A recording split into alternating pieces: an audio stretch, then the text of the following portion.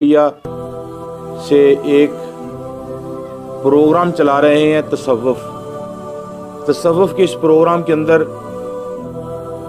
हमारा मौजू है कुरान मजीद फ़ुरक़ान हमीद के साथ मोहब्बत और कुरान मजीद फ़ुरक़ान हमीद के साथ मतलब।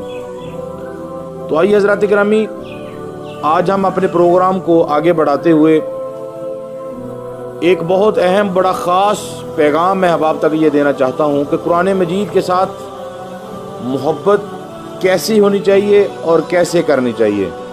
आज के इस पार्ट के अंदर कुरान मजीद के साथ मोहब्बत के हवाले से गुफ्तगू करेंगे और इंशाअल्लाह आने वाले पार्ट में कुरान मजीद के साथ मोहब्बत और मतलब के हवाले से, जैसे लोग आजकल कुरान से मोहब्बत के साथ कुछ पढ़ते हैं, कुछ मतलब के साथ पढ़ा जाता है।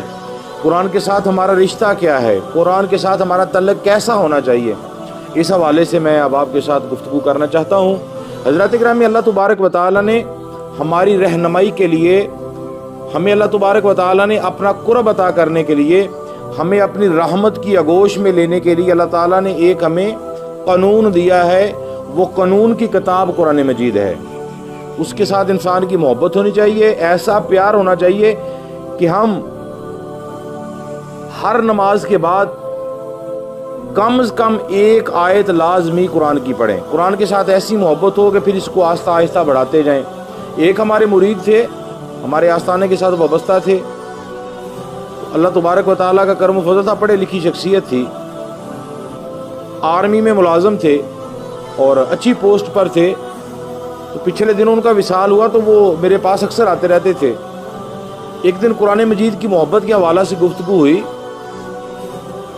तो मैं यही बात कर रहा था, कुरान मजीद के साथ मोहब्बत कैसी होनी चाहिए। बस अल्लाह ताला के करम व फजल से उसके दिल में अल्लाह के करम ने, अल्लाह की रहमत ने, कुरान मजीद की मोहब्बत ने ऐसा असर किया, उसने उस दिन से तय कर लिया कि शाह साहब मैं कुरान मजीद को हिफ्ज़ करना चाहता हूँ। हालांकि माशाल्लाह शादीशुदा है, उसके बच्चे की भी आगे शादी हो गई थी, उसके भी बच्चे हैं।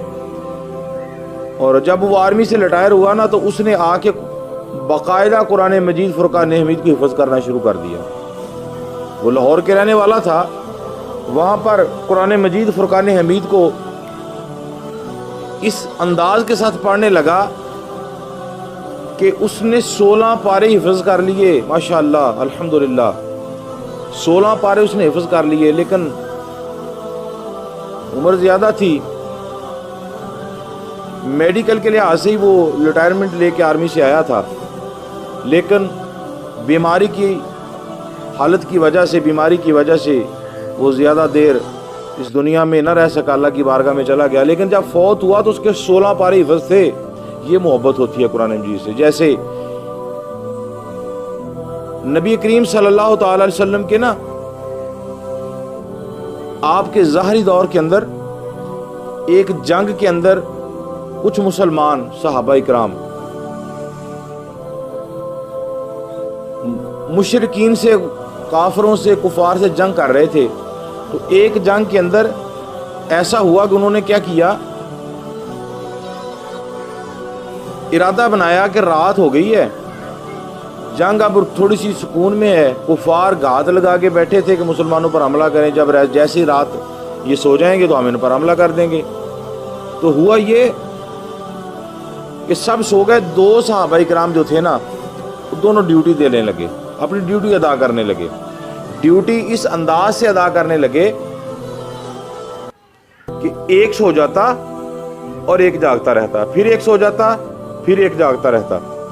फिर उसके बाद अल्लाह तबारक व तआला के करम व फजल से एक सहाबी रसूल जो थे ना, अल्लाह तबारक व तआला के करम व फजल से उन्होंने इरादा किया कि मैं 2 नफल पढ़ूं।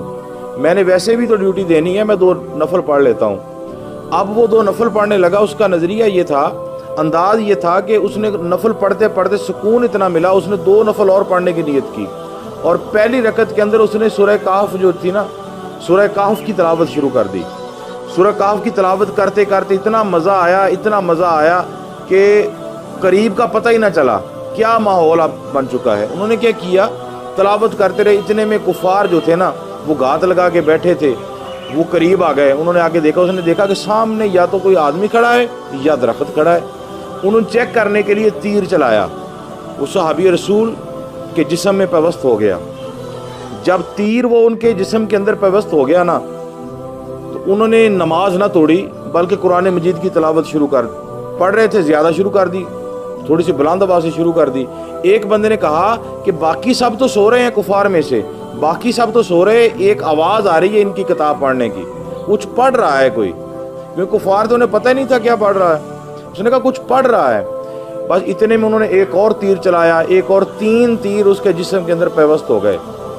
ہوا یہ، اب میں محبت بتانا چاہتا ہوں قرآن کے ساتھ کیسی محبت ہے۔ انہوں نے قرآن کی تلاوت نہیں چھوڑی، قرآن کے ساتھ محبت کرتے رہے، لیکن پھر ہوا یہ کہ جب جسم سے اتنا خون بہہ گیا، اور اس وقت یہ نبی پاک نے اعلان عام نہیں کیا تھا کہ خون بہہ جانے سے وضو ٹوٹ جاتا ہے، ابھی یہ ان کا باقاعدہ لوگوں کو نہیں بتایا تھا، یا اس کا اعلان ابھی نہیں ہوا تھا، یا اس طرح کہہ لیں کہ ابھی تک یہ مسئلہ عام نہیں ہوا تھا، اس کی اجازت تھی۔ اس صحابی رسول نے تلاوت شروع کی، جسم سے خون بہا، اتنا بہہ گیا کہ صحابی رسول نے دیکھا کہ اگر میں اور زیادہ پڑھتا رہا، میرے جسم سے اور خون بہہ گیا، کہیں میں خون کی کمی سے بھی ہوش نہ ہو جاؤں، زمین پر گر گئے۔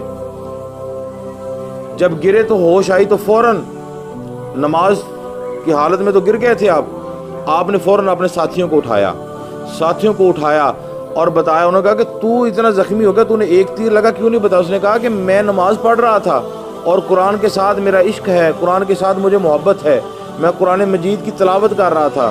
اگر مجھے یہ خدشہ نہ ہوتا کہ میری ڈیوٹی کے اندر کوتاہی ہو جائے گی، میں اگر بے ہوش ہو گیا، میں زمین پر گر گیا تو معاملہ خراب ہو جائے گا، اگر مجھے ایسا میرے ذہن کے اندر معاملہ نہ ہوتا، میری ڈیوٹی نہ ہوتی، تو میں مر تو جاتا لیکن قرآن سے محبت نہ چھوڑتا، قرآن کی تلاوت نہ چھوڑتا۔ میں نے بس یہ ڈیوٹی سمجھتے ہوئے میں نے آپ کو آواز دے دی اور میں نے تلاوت کو روک دیا۔ اگر مجھے یہ خدشہ نہ ہوتا، میں اپنی سورہ کہف جو تھی نا مکمل کرنے کے بعد ہی میں سلام پھیرتا، لیکن میرے جسم نے مجھے اجازت نہیں دی۔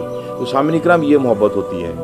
انسان کو ایسی قرآن مجید کے ساتھ محبت ہونی چاہیے کہ ہر رشتے کو چھوڑ کر سب سے پہلے قرآن، کوئی دنیا میں رشتہ نہیں ہے، سب سے پہلے قرآن کے ساتھ محبت ہونی چاہیے۔ کیونکہ کائنات کے اندر اگر آج کے دور میں بھی اور مرتے وقت بھی قبر میں بھی ہمارا کوئی خیر خواہ ہے تو وہ اللہ کی کتاب قرآن مجید ہے۔ قرآن مجید کے ساتھ پیار کرو، قرآن مجید کے ساتھ زندگی گزارو۔ اگر دیکھیں نا، قرآن مجید ہمیں ہر طرح کا سبق دے رہا ہے۔ ہمارے گھر کے کوئی معاملات ہوں، طلاق ہو جائے تو قرآن مجید اس کے بارے میں رہنمائی فرماتا ہے، تو اب اس کا کیا کیا جائے۔ جائیداد کی تقسیم آ جائے تو یہ بھی قرآن بتاتا ہے، آپس میں کوئی بھی معاملہ آ جائے قرآن بتاتا ہے، مرنے کا بارے میں قرآن بتاتا ہے، مرنے کے بعد اٹھنے کے بارے میں قرآن بتاتا ہے، بیماری کی حالت میں ہم ہو تو قرآن سے محبت کرے، قرآن شفا بن جاتا ہے۔ یعنی قرآن سے محبت کرو، مطلب نہیں۔ آج کل لوگ قرآن کو مطلب سے پڑھتے ہیں، جی میں یہ عہد پڑھوں گا تو میرے ساتھ یہ ہو جائے گا، میں قرآن کی یہ تلاوت کروں گا میرے ساتھ یہ ہوگا، مجھے بیماری سے شفا آ جائے گی، مجھے یہ ہو جائے گا وہ ہو جائے گا۔ میں اکثر یہ کہا کرتا ہوں قرآن مجید کو اس انداز سے پڑھو تاکہ پتہ چلے کہ قرآن کیا کہہ رہا ہے، انسان کو کیا کہتا ہے قرآن مجید۔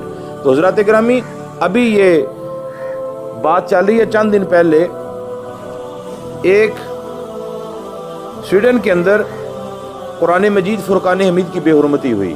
اس کے بارے میں یہ ضروری گفتگو کرنا چاہتا ہوں، اور میری یہ گفتگو یہ ہے کہ سویڈن کے اندر جو قرآن مجید فرقان حمید کی بے حرمتی ہوئی نا، یہ ایک باقاعدہ منصوبے کے تحت یہ کیا جا رہا ہے۔ جیسے آپ احباب نے جیسے دیکھا کہ مغربی ممالک میں بالعموم، سویڈن، ڈنمارک، ہائی لینڈ میں بالخصوص وقتاً فوقتاً توہین قرآن یا ایسی توہین، اسلامی مقدسات کی توہین کے واقعات ہوتے رہتے ہیں۔ یہ ایک طے شدہ منصوبہ ہوتا ہے، یہ کوئی ایسے نہیں کر دیتا بلکہ ایک منصوبے کے تحت یہ کام کیا جا رہا ہوتا ہے۔ اس کے نتیجے میں مسلمانوں کو مشتعل ہو کر رد عمل میں احتجاج کریں، کارروائیاں کریں، پھر انہیں عالمی سطح پر دہشت گرد، یعنی کہ ان لوگوں کا نظریہ یہ ہوتا ہے کہ ہم ایسے کام کریں گے تو مسلمان احتجاج کریں گے، مسلمان توڑ پھوڑ کریں گے، مسلمان انتشار پھیلائیں گے۔ حالانکہ خود وہ انتشار پھیلا رہے ہیں، ان کا مقصد یہ ہوتا ہے کہ مسلمانوں کو ہم بازار میں نکالیں، یہ ایسے ایسے کام کریں گے، پھر ہم اتلی سطح پر یہ اعلان کریں گے یہ مسلمان دہشت گرد ہیں۔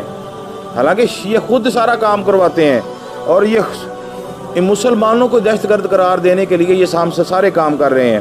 تو میں آستانہ عالیہ چشتیہ صابریہ سے یہ احباب کو پیغام دینا چاہتا ہوں، یہ جو امن عالم کے خلاف ایک دیدہ دنستہ مجرمانہ تحریک ہے، مسلم ممالک پر الزام ہے، آپ احباب منظم ہو کر اس مجرمانہ تحریک کا مقابلہ کریں، بلکہ یہ نہیں کریں کہ احتجاج کریں، توڑ پھوڑ کر دیں، یہ معاملہ ہو جائے وہ معاملہ ہو جائے، نہیں، بس قرآن مجید کے ساتھ محبت ایسی کریں، وہ کرتے رہیں جو کرنا ہے۔ قرآن کی حفاظت کا ذمہ میرے خدا نے خود لیا ہے، بس ہم ادھر بیٹھ کر اللہ کی بارگاہ میں یہ دعا کریں کہ یا اللہ ان کو ہدایت نصیب ہو۔ یہ سازشیں کر رہے ہیں، ہم احتجاج کریں گے، ہمیں دکھ ہے، ہمیں تکلیف ہے، ہم پریشان ہو جاتے ہیں جب ہمارے اسلامی نظام پر لوگ انگلیاں اٹھاتے ہیں، قرآن مجید پر انگلی اٹھائی جاتی ہے، بے حرمتی کی جاتی ہے، توہین کی جاتی ہے، ہمیں دکھ ہوتا ہے، لیکن یہ سازش کر رہے ہیں، مسلمانوں کو دہشت گرد قرار دینے کی سازشیں کر رہے ہیں۔ میں سلام عقیدت پیش کرتا ہوں مفتی منیب الرحمان صاحب کو، جنہوں نے ماشاءاللہ یہ پیغام دیا ہے کہ آپ احباب دہشت گردی کے اس زمرے میں نہ آئیں، جو لوگوں کو کروانا چاہتے ہیں، بلکہ قرآن کے ساتھ محبت کریں، قرآن کے ساتھ پیار کریں، اپنے بچوں کو قرآن کی تعلیم دلوائیں اور بچوں کو بتائیں قرآن کیا ہے۔ جب ہماری محبت قرآن کے ساتھ ہو جائے گی، یہ جتنے بھی شجاعتین ہیں، یہ جتنے بھی اسلام دشمن ہیں، انشاءاللہ یہ سارے نیست و نبود ہو جائیں گے۔ اللہ کی بارگاہ میں دعا ہے اللہ تعالی ہم سب کو اسلام کے ساتھ سچی محبت عطا کرنے کی توفیق عطا فرمائے، اور اللہ تبارک و تعالی اس ملک کے اندر اور پوری دنیا میں نظام مصطفیٰ کو قائم فرما دے، آمین۔